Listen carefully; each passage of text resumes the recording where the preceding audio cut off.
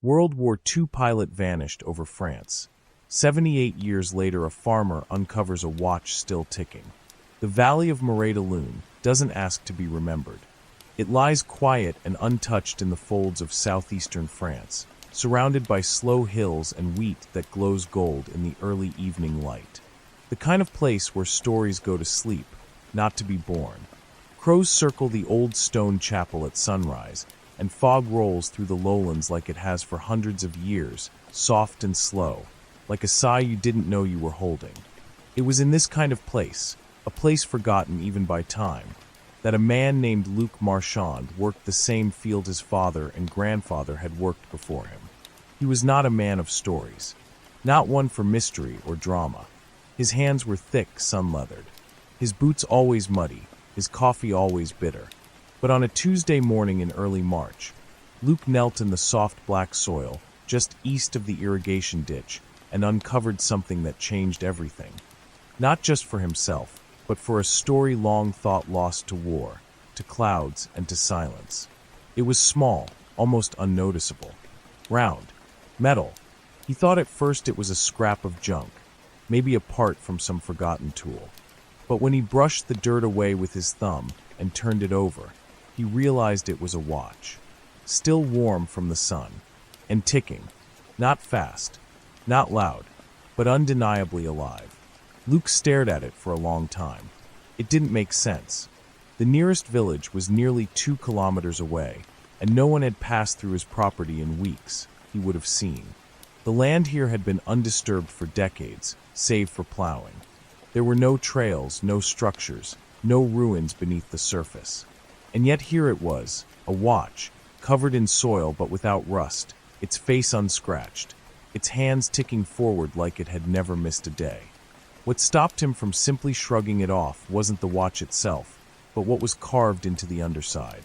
A name, R.C. Hadley, and beneath it smaller, RAF 1944, Royal Air Force, 1944. Luc didn't know much about the war. Just what his grandfather mumbled over brandy when the wind blew just right. That there had been fighting here. That a plane had gone down in the hills above the farm during the summer of '44, back when the ground shook with thunder that didn't come from storms. But no one ever found the wreckage. No remains. No ceremony. Just a rumor of smoke, a silhouette against the sky, and a sound that never made it home. Now Luc was holding time itself, and it was asking to be listened to. The name R.C. Hadley wasn't known to Luc Marchand. Not personally, not historically. It sounded like something from an old war film, crisp, British, square-jawed. But the watch, impossibly intact, refused to be fiction. That evening, Luc brought it into the farmhouse, washed it gently in a bowl of rainwater, and set it on the worn wooden table beside his father's old radio. He didn't sleep that night. The ticking filled the room, soft but insistent, like someone whispering a story just beneath the edge of hearing. The next morning, he drove into town and sat at the back of the local archives building, a low concrete structure that smelled of paper and ink, where nothing had changed since the '70s except the bulbs growing dimmer. He asked for records on RAF air incidents near Marais de Lune, 1944.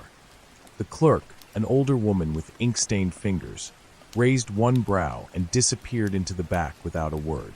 15 minutes later, she returned with a folder wrapped in twine. "There's not much," she warned. "We were occupied then. Most things got lost. Or buried. Inside the folder, 4 pages. One grainy map. A flight log excerpt. A faded telegram.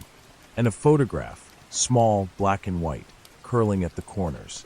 A man stood next to a Spitfire, smiling beneath a sun-bleached cap, his eyes too bright for the print to hold. Flight Lieutenant Rowan Charles Hadley, born 1920, vanished July 19, 1944. Last seen departing RAF station, wittering on a reconnaissance flight bound for southern France. Plane presumed downed. No wreckage ever recovered. No remains. Case marked MIA. Luc stared at the photograph. There was something strange about it. Not eerie, not supernatural, just unfinished. As if the man in the picture had stepped out for a moment and forgotten to come back. He took a photo of the document with his phone and left. The sky outside had darkened, storm clouds crouching low like animals ready to leap. He drove home slowly, the watch ticking louder now, or maybe it was just his ears. That night, he dreamed in static. In his sleep, he saw a plane slicing through clouds, then falling, spiraling, not exploding, but folding in on itself, as if swallowed. He woke with his mouth dry, and the name Hadley echoing against his ribs. The next day, he contacted a journalist in Lyon, a friend of a friend, someone who specialized in war-era mysteries and obscure aviation folklore. The man's name was Jules Renard, and he spoke with a voice like gravel soaked in tea. When Luke told him about the watch, the name, the photo, there was a pause on the line. Then Jules said, "That name, it's familiar, but not from any official list. From something stranger." Luke asked, "What do you mean, stranger?" And Jules replied, "There's a file. Not public, kept in a drawer at the museum in Cannes. It's about ghost flights. Pilots who were seen years after their planes disappeared. Stories dismissed as nonsense. But one of them, a story from a villager in this region, mentioned a pilot named Hadley. Said he came to her door in 1953. Said he was trying to get home." Luke gripped the phone tighter. "That's not possible." "No," Jules agreed. "But neither is a watch still ticking after 78 years." They arranged to meet 3 days later. Luke returned to the field with a shovel and a lantern, despite the sky warning him not to. The storm came fast.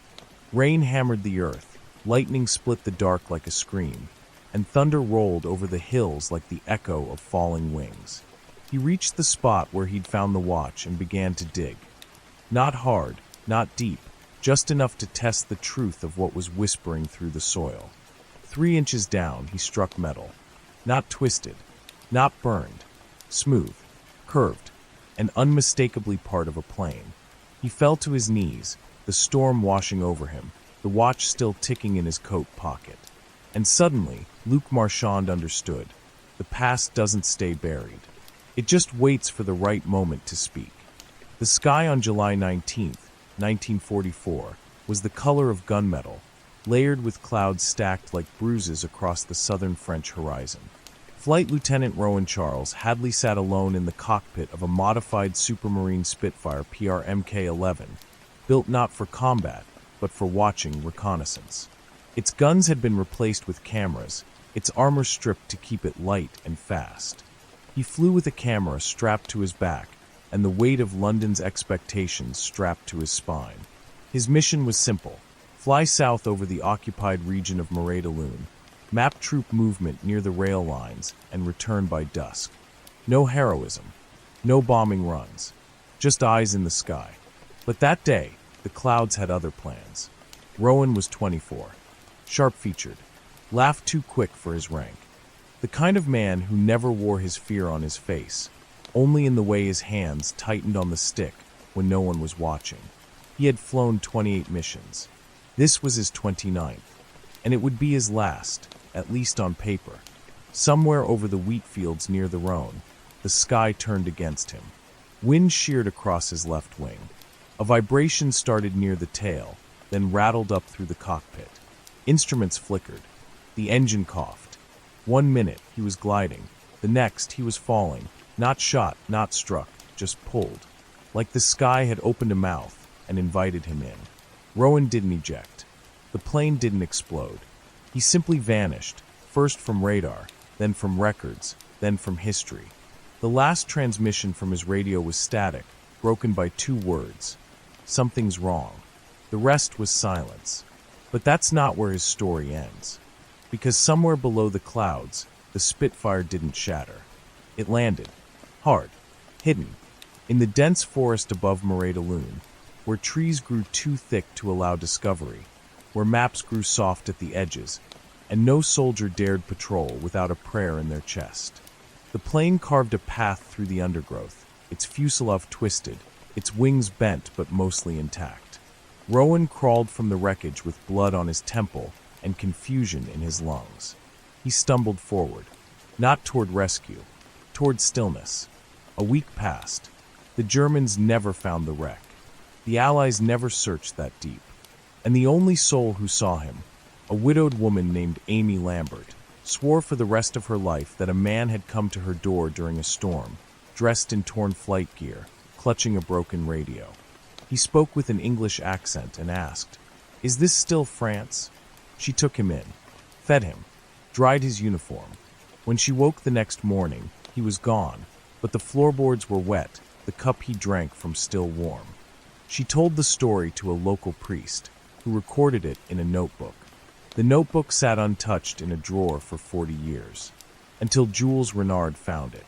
And now, Luc Marchand held the key to it all. A watch, still ticking, still counting the seconds from a day history tried to forget. And beneath the wet soil in Luc's field, more weighted, not just metal, but memory. Not just a crash site. A question. How could a man vanish so completely and still be trying to come home?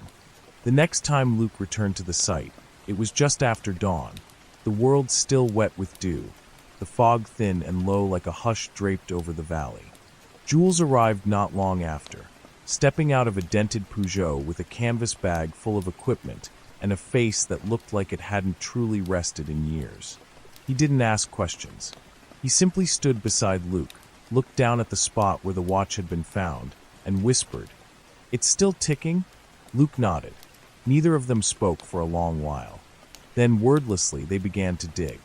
The ground here wasn't like the rest of the farm. The soil was dark, denser, laced with roots that seemed reluctant to let go of what lay beneath. They worked quietly, every shovel stroke like a breath being drawn from the earth itself. An hour passed, then two, and just as the sun broke through the low mist, Luc's spade struck something solid. Not rock, not wood, something smooth, curved. They cleared around it carefully, hands trembling despite the warmth rising with the light. Metal, warped, faded olive green, the unmistakable curve of an aircraft's outer skin. And beneath it, beneath decades of dirt and silence, a number, still faintly visible under the grime, MH241. Jules stepped back, breath caught. "That's Hadley's plane," he said. "It has to be." Luc crouched lower, brushing away more soil. There was more, the corner of a torn RAF roundel, a scrap of blue fabric, something that might have been part of a headset wire.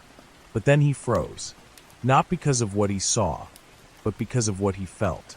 A hum, not mechanical, not imagined. Something beneath the surface, like the land itself was remembering. Jules knelt beside him, one hand resting on the exposed metal, and for a moment, they both just listened. It was silent, yes, but not dead. "There's more under here," Jules said quietly. "The whole cockpit, maybe. The fuselage. We need equipment." Luc nodded, already pulling his phone from his coat. But just as he stood to call, something caught his eye. A small glint in the dirt near the edge of the hole. He bent, reached down, and pulled out a piece of glass. Not shattered, not dirty. A photograph, preserved by some miracle, wrapped in plastic, the edges curled, but the image untouched. It was a woman, smiling, not in uniform, not posed, natural, candid, hair braided, a field behind her, hand raised mid-wave, as if captured by someone who knew her well enough to catch her mid-motion. Luc turned it over. On the back, faded but legible. "If I don't come back, tell her the river was real." Jules leaned in. "What is that?" Luc didn't answer right away. He was too busy listening to the sudden noise in his chest. Not his heartbeat, exactly, but something older. Something like understanding. He showed the photo to Jules, who scanned it, then frowned. "She's not in the military archives. She's not part of any mission record.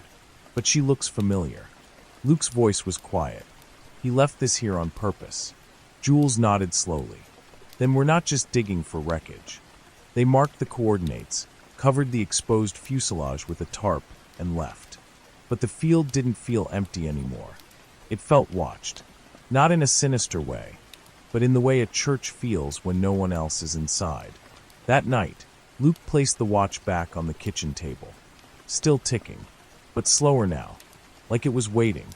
They began with the name, or rather the lack of one. The woman in the photograph had no label, no official file, no wartime documentation in French or British archives. She didn't wear a uniform. Her background gave no hints, just hills, sky, the sloping shoulder of a meadow. But the message on the back haunted them both. If I don't come back, tell her the river was real. It was too specific to be poetry, too intimate to be coincidence. So Jules, ever the meticulous hound of forgotten paper trails, sent inquiries to the British National Archives, to the Royal Air Force Museum in Hendon, to a private historian he trusted in Norfolk who specialized in unsolved disappearances. And while they waited, Luke returned to the field every day, drawn not just by the wreckage, but by the sense that something was unfolding in the dirt, something old, unfinished, and not quite ready to rest. 3 days later, the historian from Norfolk replied. She had found something. A letter, dated 1956, addressed to an RAF pension office, filed under a closed case note tagged simply, MH241, pilot presumed Kia. The letter wasn't from family. It was from a woman named Margaret Doyle. American, lived in London post-war. The handwriting was graceful, careful, almost shy. In the letter, she wrote, I understand Flight Lieutenant Hadley was never recovered. I am writing not to claim benefits, but to ask whether his belongings, particularly a small watch, were ever found. It was a gift. I understand if I have no claim. I only ask to know what became of him. I last saw Rowan in June of 1944, in Surrey. He said he'd write, but he never did. Luke read the letter 3 times, his thumb tracing the crease marks that had been scanned into the digital copy. He had someone, he said softly, before he left. Maybe more than someone. Jules nodded, already typing. If she lived in London, she may have been documented elsewhere, voter records, obituaries, immigration files. Maybe she left more behind. And she had. Margaret Doyle, born in Virginia, 1921, a nurse by training, moved to England in 1942 as part of a Red Cross exchange program. Served in hospitals across southern England during the height of the Blitz. Lived in a boarding house in Surrey for 2 years. Never married. Died in 1989. No next of kin. Buried in Highgate Cemetery. The records were clean, too clean almost, as if her life had been reduced to addresses and titles. But in her belongings, donated to a local war museum, was a box, untouched for 30 years. And inside that box, Jules nearly dropped his tea when he read the inventory list aloud, was a photograph, black and white, a man in a flight suit, smiling beside a Spitfire, identified on the back as R.C. Hadley, 1944. They contacted the museum, requested access. Permission was granted with an archival release form and a quiet sense of curiosity from the curator, who said, We never knew what to make of that box. Most people forget the ones left behind. Luke stared at the screen. She waited for him. Jules didn't respond. He didn't need to. A week later, they visited her grave. Highgate was quiet that morning, blanketed in soft mist. Birds rustled through ivy. Somewhere nearby, someone played a violin. The notes carried, delicate as ash. They found her plot beneath a weeping elm, the stone simple. No epitaph. Just Margaret Doyle, 1921 to 1989. Luke placed the photo he'd found in the field beside her grave. Not the one of Rowan. The one of her. The one from the wreckage. Jules cleared his throat. If she was here, and he was downed over France, then how did her photo end up in the cockpit? Luke shook his head. He must have carried it with him. But she said she last saw him in June. He vanished in July. That means he took her with him, Luke said softly, even if he didn't know how far. They stood in silence for a long while. Then Jules said something neither of them wanted to say aloud. If this is all true, what if the reason he was never found is because he didn't want to be? That night, Luke couldn't sleep. The watch still ticked, but the sound had changed. Slower now, like it was waiting for the last piece to fall into place. They returned to the field at sunrise, carrying more than shovels. Jules had brought a ground-penetrating radar unit, rented from a contact who owed him favors and liked mysteries more than money. Luke brought the watch again, now worn like a relic pinned beneath his coat. Neither of them spoke much as they crossed the familiar furrows.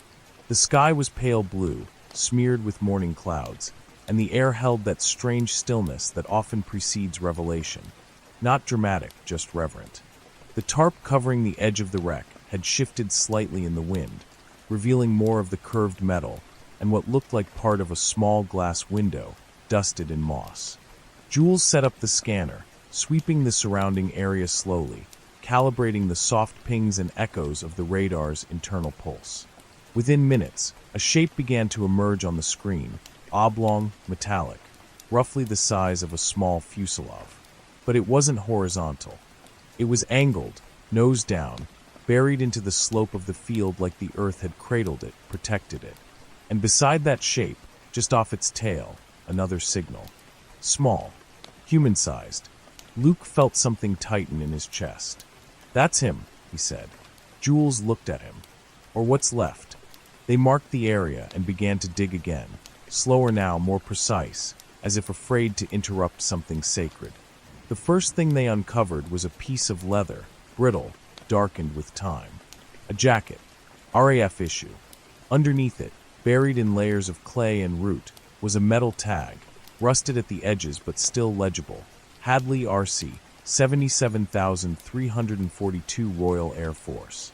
They didn't speak. Not when they uncovered the remains of a seat harness. Not when they found the broken lens of a flight goggle. Not even when Luke uncovered a skeletonized hand, curled gently, still clutching the edge of a canvas satchel. It was real. It was him. But what struck them hardest was what lay inside the satchel. Not a map, not orders, not a weapon, but letters.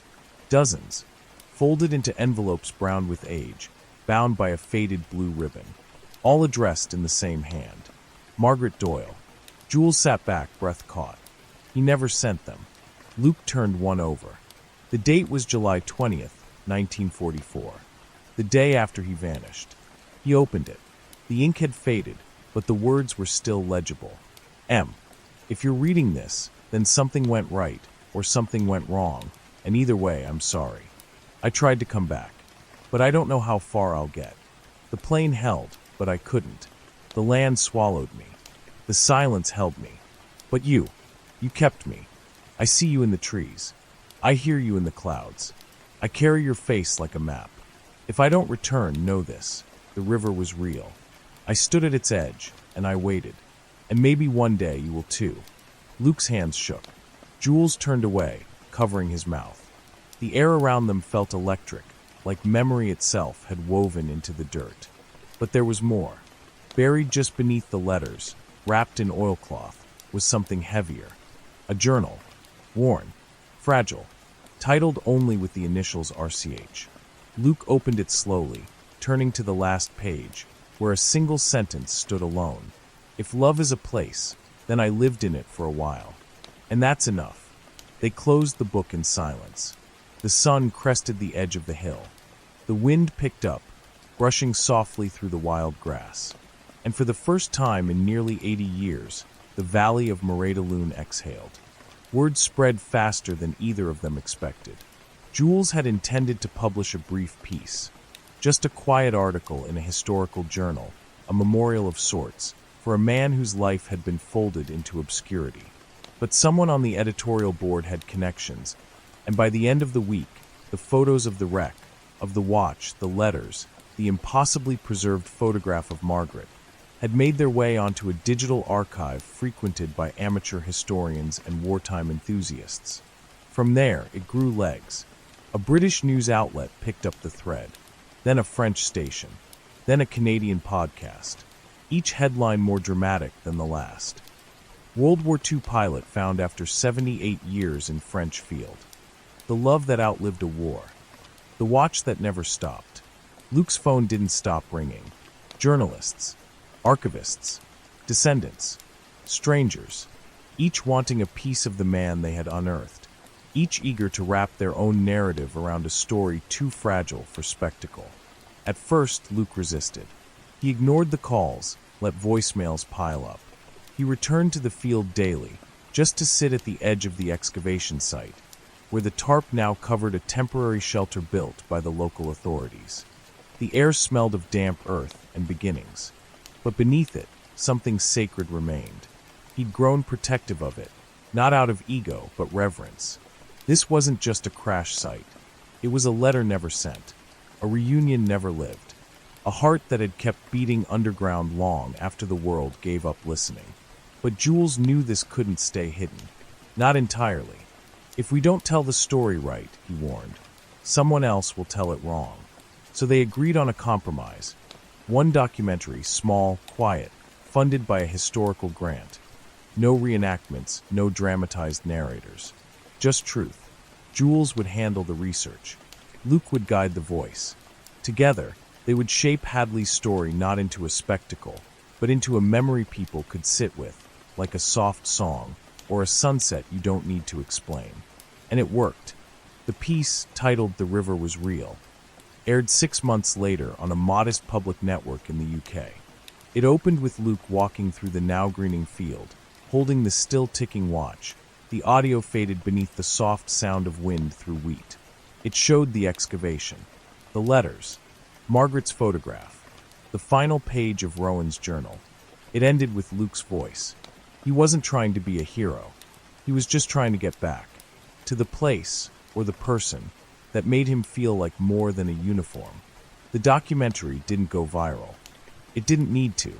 It reached the right ears.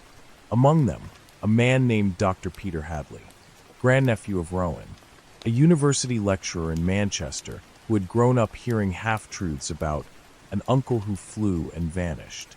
He reached out to Luke with trembling voice and quiet awe. I didn't even know he had a fiancée. My grandmother never spoke of him. It was as if he'd never existed.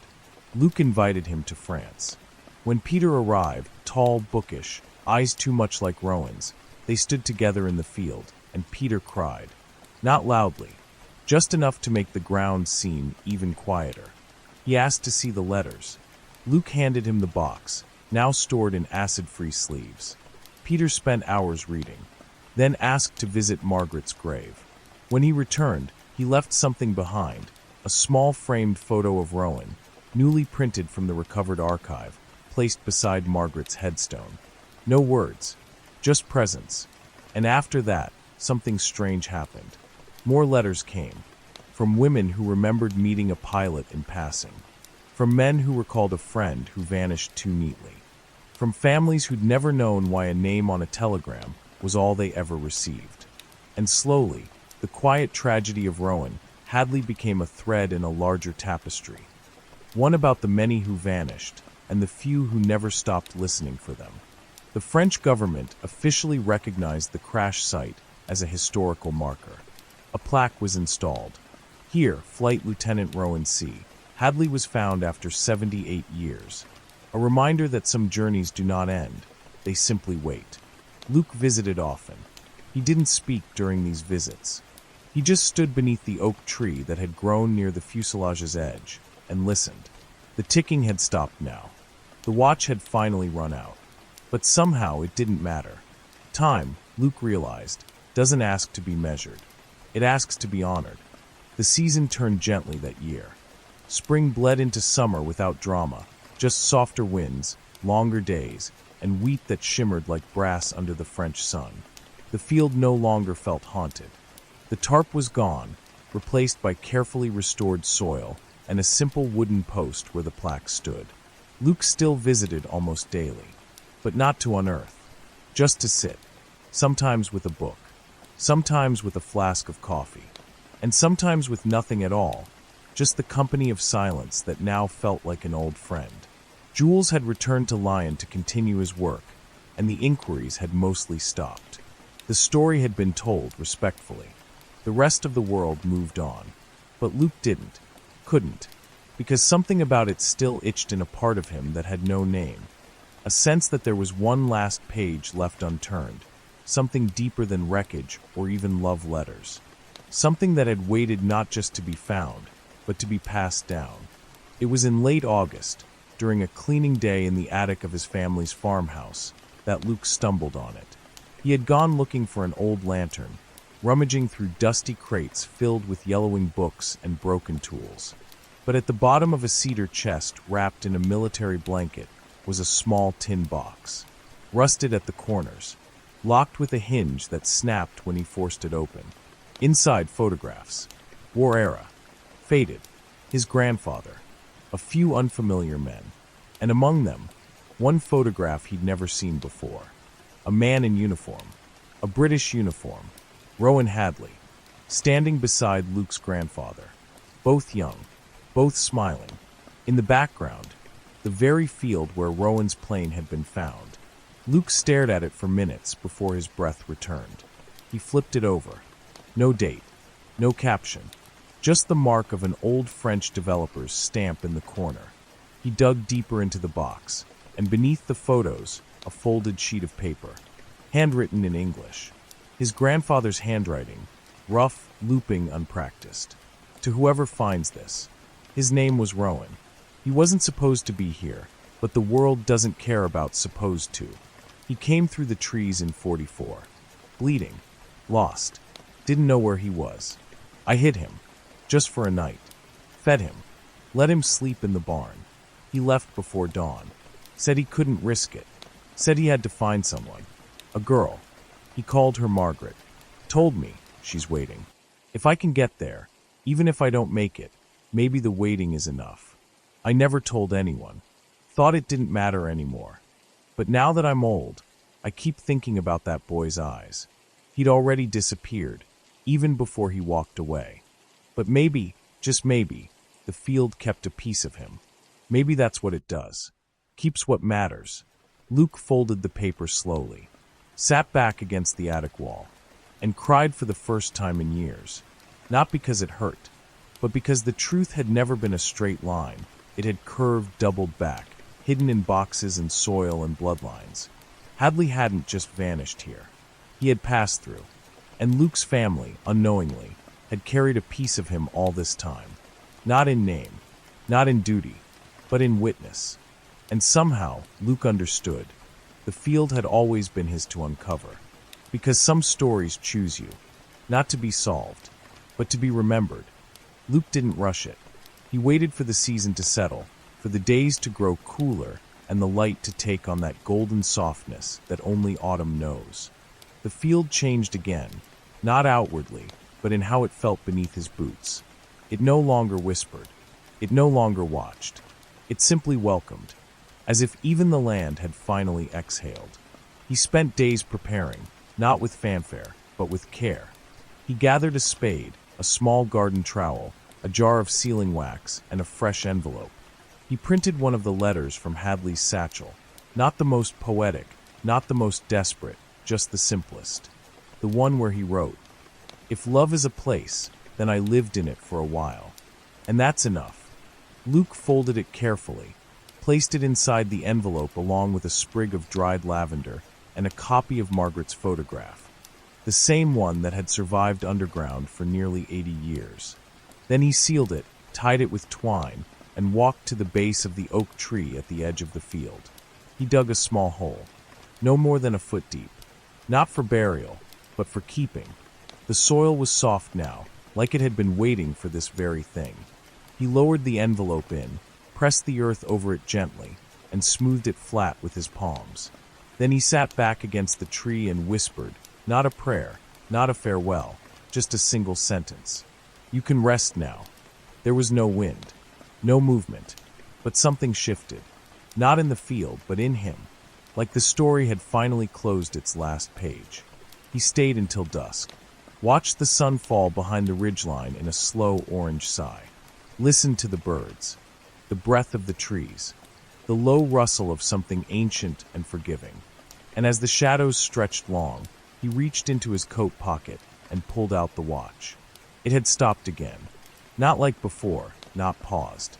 Finished. The hands had settled at 1944, the exact year of Hadley's disappearance, the exact hour Luke had dug the hole. A coincidence, maybe, but Luke didn't believe in those anymore. He stood, held the watch in both hands, and placed it at the base of the oak. Not buried, just left. A marker, a memory, a heartbeat, finally allowed to be still. In the months that followed, Luke didn't return to the field as often, but he thought about it every day. About the way time folds in strange directions when love has been interrupted. About how stories, like seeds, only grow when you stop digging. He wrote a letter to Peter Hadley, the grandnephew, sharing what he'd found in the attic, and included a copy of his grandfather's note. Peter responded with a single line, "Then maybe this field belongs to both of us now." Luke smiled at that, because he knew the truth. It had always belonged to Hadley. He had simply carried the key. It was spring again. Nearly a decade had passed since Luke found the watch, though the memory of it lingered the way certain seasons do, not loud but constant. The field was different now, not in shape, but in purpose. It was no longer just soil and crop. It had become something quieter, a place where schoolchildren came to learn about history, where visitors traced their fingers over the small bronze plaque beneath the oak tree, where hikers paused and fell still without knowing exactly why. Luke had grown older. He moved slower now, his hands stiffer in the mornings, his thoughts heavier in the evenings. But his heart somehow had softened. He didn't dream of answers anymore. He didn't need them. The story had settled into him like roots into earth, a truth he no longer questioned.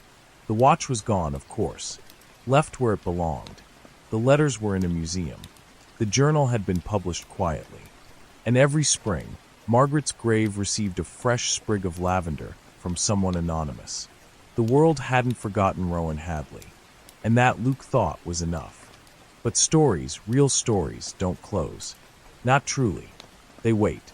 And so, one afternoon, as the wheat began to rise again and the wind leaned in just right, a young girl named Elise wandered a little too far from her school group. She was 8, curious, wearing a yellow raincoat and muddy boots. She stopped at the base of the oak tree, not because she knew the story, but because something there felt warm. She knelt down, brushing her fingers along the roots, and paused. Something shimmered beneath the soil. She dug with her hands, small and soft, until her fingers closed around something cool. Metal. Round. She lifted it up, brushing away the dirt. It was a button. Old. Simple. RAF engraved. She didn't know what RAF meant. She didn't care. She held it like treasure, smiled, and slipped it into her coat pocket. Then she ran to catch up with her class. Behind her, the tree whispered. The field stood still. And somewhere far beyond the reach of maps or years or reason, a river kept flowing. Quiet. Endless. Real. Just as he'd said it would be. Some stories don't end. They rest like embers, waiting for hands gentle enough to carry them again.